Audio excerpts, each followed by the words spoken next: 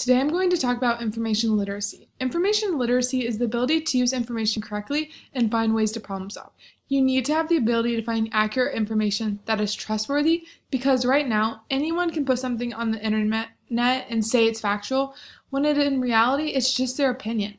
It is important to understand what information is being used to persuade and what is being used to give facts. If the author's name is written on the site, then it's going to be more factual because they're taking ownership of the work they're writing online. If the information has a date that is current, then it's more reliable because information changes all the time. And if there is no date, then it is absolutely not reliable because you have no idea when it was from. Also, remember to look at the website because edu and gov websites are more reliable for finding information. If you ever question a website, you can always go to the librarian and they'll be able to help you verify the site.